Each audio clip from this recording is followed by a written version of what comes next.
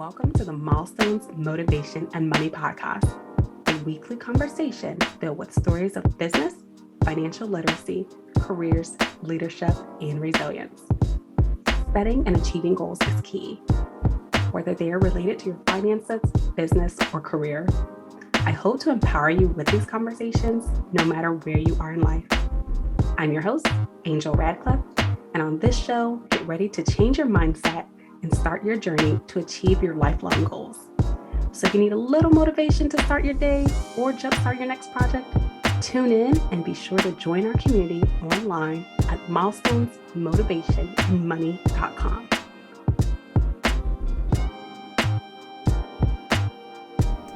Hey, welcome back to the podcast. On today's show, we're speaking with Michael Dominguez, who's an award-winning sales rep and member of the RE/MAX Hall of Fame. He's also the founder of Doors to Wealth Real Estate Group. He works with a team of realtors focused on educating and assisting people in investment within real estate.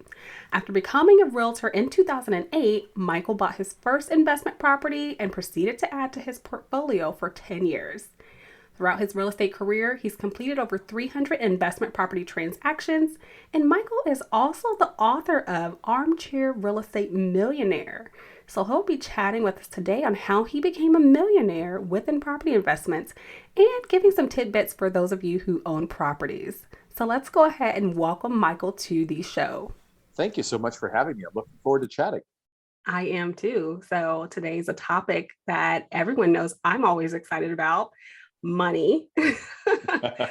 With myself being a financial educator, I am always stressing for people to find those additional revenue streams and create that passive income. And you have become a self-made millionaire. Yes, I have. How about we get into a little bit of what you do? Give us a background on you. Sure. I sort of started into real estate as a second or maybe even a third career. I was in my early 40s. I could tell you that at the age of 40, I don't know if it was necessarily on that day, but around that time, I realized that I really hadn't reached a lot of my financial goals that I'd set for myself when I was a teenager in my 20s. Thinking back, I reached a point where I met a girl, got married, had a kid, got promoted a couple of times, and before you know it, I was stuck in middle management at a retail organization, just sort of drifting through life. And so now I was hitting 40, and I was at a point where I was recently separated, about to get divorced, and really had not built any net worth. I was fortunate to get into the real estate industry, and I started out as a realtor, gravitated right away to the investors, and then went from there. I not only was helping clients purchase their properties, but I started purchasing properties for myself, and that's what started the journey along the path. Wow. So many people want to live that dream. They want to have multiple properties. They want to be this investor. Tell me about when you purchased your first property. How long ago was that? Yeah, I bought my first place in 2010, which as many people that know their history know, that 2007, 2008 had a bit of an economic crisis, both in the United States and in Canada, which is where I was based. The US had a bigger hit than I did. I was fortunate that me and my current wife, we owned our own home, and we really didn't have a lot of debt on it. And so we were perhaps in a little bit better position than most, but it's not like we had gazillions of dollars lying around. We used the equity from our principal residence as for our down payments, and we were able to qualify for financing. And the actual property I bought is very contrary to the properties that I recommend today. I bought what everyone told me to buy. I bought an undervalued property in the secondary market that needed a lot of work. I had crappy tenants. It was a sixplex, which I didn't know a lot about.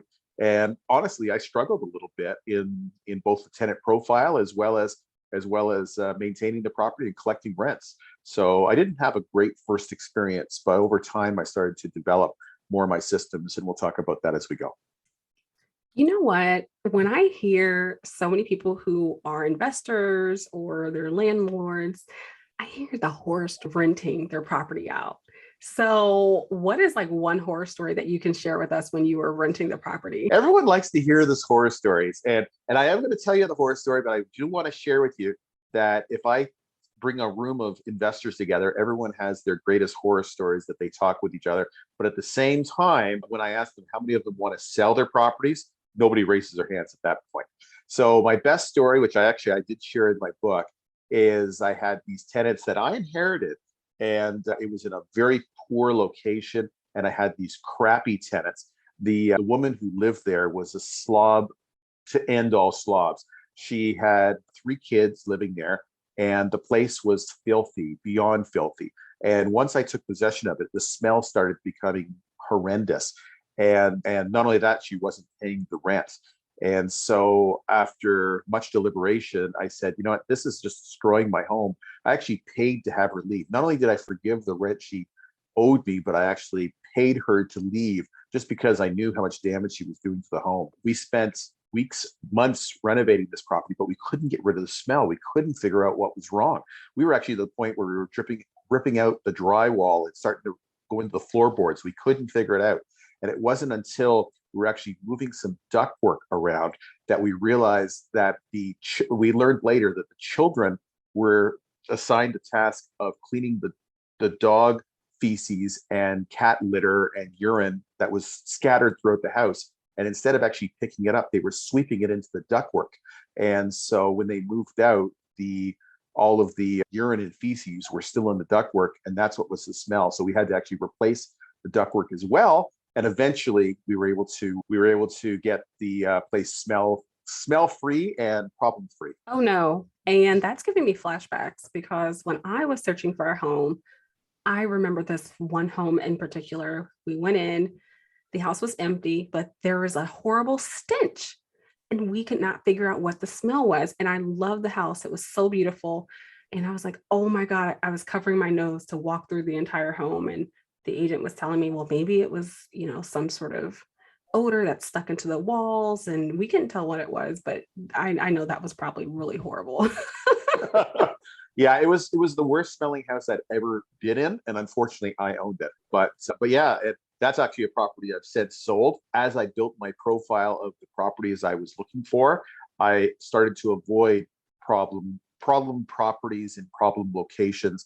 I started focusing more on, and this became my mantra, is to seek out quality properties, quality neighborhoods, which could attract quality tenants, and then you could hold on to them for long term, and holding on to them for 10 years or more, and then making quality profits. And that became my mantra going forward. So Michael, how many properties do you own right now? Yeah, I own 12 properties. My goal, I was never the type of guy that was looking to buy a gazillion properties. I had a full-time gig. This was meant to be more of a side hustle as I was doing my 9 to 5 job. And my goal was to buy one property a year for 10 straight years. And in 2019, I accomplished that. A couple of years, I did buy 2 or 3 properties. But yeah, that's how I grew my portfolio, one at a time. 12 properties. So I would assume that you have a property management company that you're working with. And actually, you'd assume wrong. The reason for that is I changed my mindset in terms of the properties. Even during the pandemic, where so many landlords had so many issues, because I started focusing on single family homes with additional dwelling units, which is the type of property that I was focusing on, all of a sudden we were getting these great tenants with 700, 800 credit scores, making in some cases 6-figure incomes or high 5-figure incomes. These were future homeowners that were currently renting. And it became almost a pleasure to work with some of these people. My wife does most of the work, to be honest. She's better at that. Her HR background is certainly advantageous. But yeah, we haven't had one missed rent payment or one vacancy in jeepers 3-4 years now. I want to break it down for someone who's listening and they may not understand what that additional dwelling unit is. Sure. Can you give some context? 100%. So in North America, there are a lot of single family homes that were built. Now, many of these homes, depending on what the municipal bylaws are, they could add a second dwelling unit within the same home structure itself. That second home could be adjacent to it, just behind, as a sort of a small granny flat. That property could be a second floor unit, or it could be a basement, depending on where in North America you are. Many of my properties in Ontario are basement suites, and we do that. In California, for example, they don't have basements, and so as such, many of the secondary suites are built in behind the main unit. And so that secondary suite may be 1 or 2 bedrooms, but it helps to supplement the income tremendously. So, Michael, where are your properties located? Are they all in Canada? Do you have some Yeah. in the US? Currently, all my properties are in Canada, in the province of Ontario, around the Toronto area. I was very fortunate, and a little bit of dumb luck, but a lot of skill as well. The Toronto market, for those that don't know, in North America is the fastest growing city in all of North America. It's now actually passed Chicago and is third in North America behind New York and Los Angeles. So Toronto is really growing. I'm more in the suburbs, so I know you're more in the Dallas suburb area yourself, and that also is one of the fastest growing cities in North America, actually, as well. And yeah, that's where I've been growing. And during the pandemic, the values have just surged. But since 2000, the average value increase annually in my market is around 7% a year. And that's, with my ability to leverage these properties, I've really done a great job in terms of building my net worth. Amazing. Now, here in the US, this has been something very interesting and controversial over the last year and a half with the pandemic.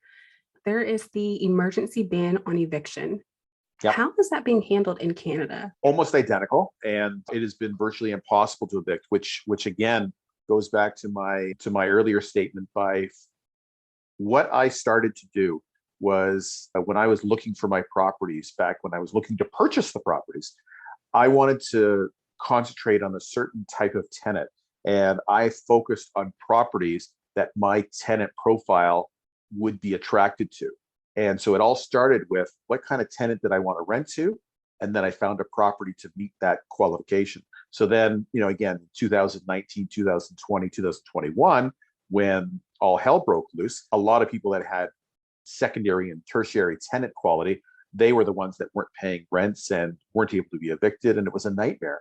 But because I was dealing with A quality tenants, I had zero vacancies and zero rent over the course of the entire COVID pandemic to this point. Oh, wow. Now, I've spoken to several people, at least here in the US, who have rental properties, and the emergency ban has definitely impacted them. And when we think about rental properties being our passive income, for some people, it's their main income stream. But if you Yep. have renters who are no longer paying rent, now that's impacting your personal finances. And it's been such a hot topic because I'm like, well, what are the owners supposed to do? Yeah. Like, how do you take charge of your property? You just have someone sitting in here saying, well, I know I don't have to pay rent until January of 2022. And it is Yeah. insane. Crazy.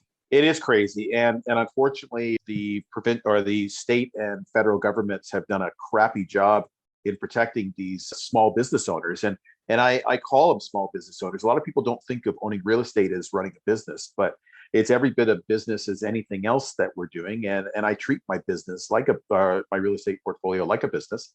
And again, for me, I focused on quality tenants, and we're able to get people with solid credit scores. And in many cases, they just refuse to miss a rental payment. But obviously, if that did happen, where we did have some challenges along the way, you're absolutely right. We'd be working in negative cash flow situations. And, meanwhile, the mortgage payments and the taxes and all those things have to keep ticking. The only upside I can tell you is that the real estate market has had such a surge in value that many landlords have said, screw this, I'm going to get out of the market. And even if they take a discount because the tenant's not paying rent, they're still able to get out with some profits for sure. But most people that have held on to their property have been very happy to do so. So, Michael, I'm sure at this point, so many people are wanting to know how they can get started with an investment property or even purchasing their first home. And you may have some tips and tricks and strategies. I mean, 12 properties, you had to learn something. Maybe it's something you've seen time and time again at several closings, or maybe it's just that hindsight 2020. We're like, maybe this is what I can share to someone. So what advice would you give to the next investor? 100%. What I would recommend to anybody who's looking to build their portfolio is, there's a term that's out there today called house hacking. And now this has been around for a gazillion years, but it's really gained in popularity over the last few. And house hacking is where you live one unit and then you rent out a portion of that house to somebody else. So you're having them assist you in your ability to pay your mortgage and your taxes and your utilities and all that stuff. And so the additional dwelling units are perfect for that, because I don't know if many people would want to have a shared housing situation where you all share the same kitchen and bathroom and such like that. But if you purchase a property or create a property where there is that additional dwelling unit, you could live in one of the units. And, heck, you can even live in the smaller one if you're young enough and want to just start building and then rent out the other. I have a lot of my clients that are actually covering half to three quarters of their mortgage just from the tenant. And so they're living almost house free as they're building their wealth. And now they actually own real estate. And if especially if it's a property that's in an appreciating market with some solid market fundamentals, you're building some significant wealth with the leveraging opportunities real estate affords. Now, that is very solid advice. Just to really get more in depth of the advice that you have to share, I do want to bring up your book. Okay. So you wrote a book all about real estate called The Armchair Real Estate Millionaire. I have. And when I hear that title, I can just picture someone just sitting back in their chair, I don't know, throwing money like Scrooge McDuck or something. I've done that. No, just kidding. Just kidding. Tell us more about the book. Yeah, the armchair concept is, if you could build a portfolio, just let's pretend you can build a portfolio where you've got some great quality tenants, and they're taking care of things for the most part in the property yourself. Myself and my wife, we spend about 3 to 5 hours a month typically on our portfolio. I've got clients, and we talk about in the book, that spend as little as 2 or 3 hours a month on their portfolio. And I use the expression, this is a part-time job that will make you a millionaire. And that's really what it is. It's a side hustle that can make such a difference in your life. And so I wrote the book as a bit of a how-to manual, not to get up to 20 or 50 properties, but to let people know that as little as 2 or 3 properties, if you can add to your portfolio, it won't change your life in terms of time away from yourself, your family, and your job, but it can make a huge difference in your financial fortune and can actually give you some financial freedom later in life. If you do decide to grow your portfolio even more, you can actually get to the point where you can retire a decade or more earlier than what you were planning on doing otherwise. Now, the book came out this year, Yeah. and are you planning another book? Is this a part of a series? This was more of a one and done sort of scenario. I gave everything I had. I shared with you beforehand that I really never had intended on being an author. That wasn't a life goal or anything along those lines. But I always promised myself and my mentors from when I was building my portfolio. I had some incredible mentors along the path, and many of them had such levels of success, and yet they were taking time out of their busy or retired life or busy life to help me out. And I always appreciated their efforts and promised myself and them that if I ever had the opportunity, I'd pay it forward. And that's what this book was designed to be. There aren't a lot of new concepts in the book, maybe my own spin on things. I'm a bit of a storyteller. I like to break it down in a very simple way. I was never the A student in school. I was the C's get degrees kind of mindset. And so I'd like to think I use that sort of idea in the book. Now, that said, by the time this release comes out, about a month or two after this podcast, I'll have an audio version of the book. So I am planning on doing that within the early part of 2022. But no, this may be my one and only book I ever do. Wow. So how long did it take you to write the book? A long time, because again, I was working in my 9 to 5, about a year and a half it was, and I used some writing coaches along the path, because again, I wasn't born to be a writer, but I'm really proud of it, and I use a lot of humor and like I said, stories and really sort of tell a tale not only of my own journey, but more so how one could very easily and simply get into real estate and more importantly, not just buying any property. Just because it's cheap doesn't mean it's a good deal. Buying something it's in a market with solid fundamentals. And again, if anybody understands the equity market, not every property or not every business that's on the Dow Jones is necessarily good business. The same is true in real estate. Not every house is created equal. What markets are better than others? We sort of go into a lot of that and explain what type of property you should buy and what type of market you should be investing in. And speaking of investing, going back to someone who's looking to invest in a property, rent it out, what would you say their ROI needs to be in order to be successful? The one thing that real estate offers, it is such, I call it an unfair advantage over any other form of equity investing or any other investing that I know of. And the reason for that is because we've been able to, in many cases, secure as much as 80% or more loan to value in terms of getting your investing property in your portfolio. So if, let's say, a property costs you $500,000 is what the selling price is, you may only need to come up with $100,000 yourself. So if you're in a market where it's appreciating at a 5% return, now you say, well, 5% isn't great, but keep in mind that that 5% is not on your $100,000 investment, but on the full $500,000 purchase price is how much this is appreciating and your ROI is. So many of my properties have been, since I've invested in them, have been generating anywhere from a 25 to 40% annual return on investment based on my leveraging that I've been doing. That's pretty typical with real estate. We've been seeing those kind of numbers on an annual basis on a very low risk. Wow, 40%. I don't think that's normal in the US. Oh no, it is. I can pretty much guarantee you that your property that you purchased in the Dallas area, if you were able to leverage it, has gone up at a rate of enough where your ROI, not on the purchase price overall, but on your down payment, I would bet you've been seeing an ROI over 25%. Oh, definitely. Definitely on that. So getting into some of your tips to find the perfect renter per se. So Yeah. someone who's probably going to rent long term or not going to damage your property. How do you find the perfect tenant? My attitude's very different than many. And if you talk to 20 people, they may have 20 different answers. I don't want to have a long-term tenant. My perfect tenant is going to live there for 2, 3, maybe 4 years. Even that's too long, to be honest. And they're going to treat their home as if they own the house. And then they're eventually going to leave my property, not to rent somewhere else, but to purchase their own home. That's my dream tenant, is someone who's a young professional.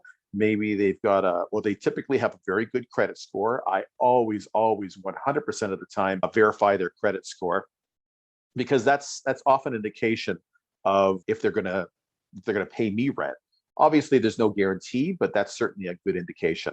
We really invest whether they are employed and what they are doing from a work standpoint. We look at their debt ratio, so how much debt they have, how much monthly expenses that they're paying obviously on a monthly basis, and then we add our rent into that. And if that rent adds up to, in most cases, even more than 33%, or for sure if it's more than 40% of what their take-home money is, then we start getting nervous, because if they don't have enough money to pay us, that could be an issue. And yeah, those are the number one top criteria for sure. Is where they are. We don't want to find, I'm looking to rent the place, I want my buddy to rent it, his girlfriend's friend. No, we like a nice couple, whether it's male female, female male, does not matter, as long as it's they're working professionals, and that's what we're seeking, and we've had a really good track record doing that. Awesome. So great advice. And I know we're nearing the end of the show. And before we started recording, I shared a little bit with you about what I do as a financial educator, and one of my brands, Balling on a Budget. So, Michael, when you hear that word or that phrase, balling on a budget, what does that mean to you? Yeah, I was thinking about that as well. Balling on a budget.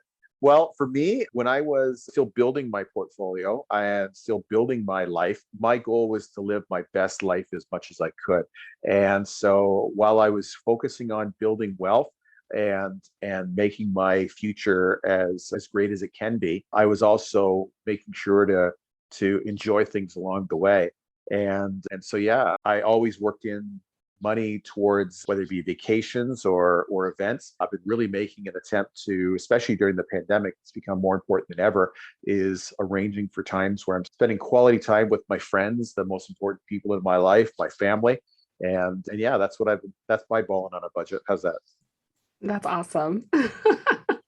So, Michael, I know we're at the end of the show. I have loved all the nuggets that you've shared, and hopefully the listeners can gain some advice and they'll go out and pick up a copy of your book. So, do you have any last words you'd like to share? I suppose the number one thing is, first of all, I want to congratulate anyone who's listening to this podcast, because I just had an opportunity to talk to somebody who I hadn't talked to in quite some time. And we were both in financial peril 15, 20 years ago. And then we've kind of gone in different directions.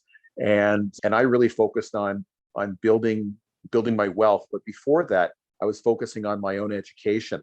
And so even if you aren't in a financial position today to move forward, and certainly I wasn't 20 years ago or so, but by starting to listen to podcasts, to download some audiobooks, there are a lot of things, attending events and meeting and networking with other people, and start to hang out with people that are taking action, doing stuff.